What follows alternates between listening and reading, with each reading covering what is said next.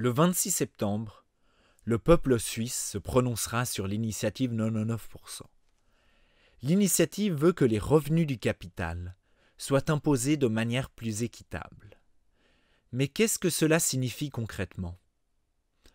En Suisse, 1% de la population possède près de la moitié des richesses, et chaque année, le fossé entre le 1% le plus riche et le reste de la population, les 99%, se creuse davantage. De l'autre côté, une grande partie de la population doit faire face à une augmentation constante des primes d'assurance maladie, des loyers et d'autres coûts. Les revenus du capital sont l'un des principaux facteurs de cette inégalité. Mais qu'est-ce qu'un revenu du capital ? Contrairement aux revenus du travail, c'est-à-dire les salaires, les revenus du capital correspondent à l'expression bien connue de l'argent qui travaille. C'est donc simplement de l'argent que vous recevez parce que vous en avez déjà. Il s'agit par exemple des dividendes, de l'argent provenant de la vente d'actions ou de revenus locatifs. Mais l'argent ne travaille pas. Vous, oui. Les revenus du capital du 1% le plus riche n'existent que parce que les 99% travaillent pour cet argent. C'est là qu'intervient l'initiative 99%.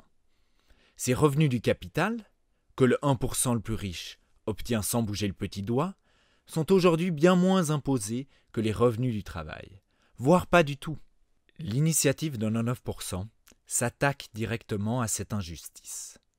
Elle demande que les revenus du capital, c'est-à-dire les revenus des dividendes ou les gains sur le prix des actions à la vente, soient imposés 1,5 fois plus que les revenus du travail, 1,5 fois plus que votre salaire, par exemple.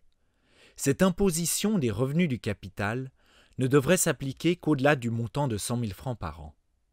Concrètement, cela signifie que pour les parts de revenus du capital supérieures à 100 000 francs par an, l'impôt sur le revenu sera calculé sur une base multipliée par un facteur 1,5.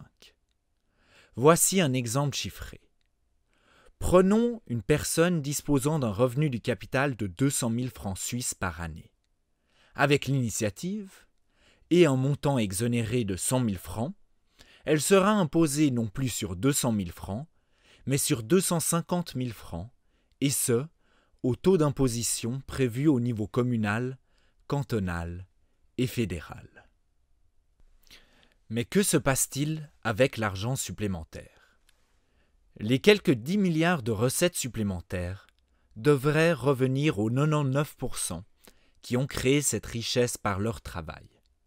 Par conséquent, il doit être utilisé soit pour la réduction des impôts pour les revenus faibles et moyens, ou pour renforcer le service public, par exemple avec des crèches gratuites pour tout le monde, ou des subsides pour les primes d'assurance maladie. En résumé, l'initiative 99% demande en fait une chose évidente.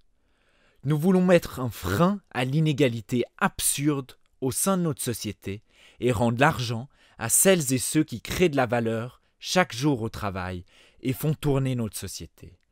L'argent ne travaille pas, mais nous, les 99%, nous travaillons. C'est pour ça qu'il faut voter oui à l'initiative 99% le 26 septembre.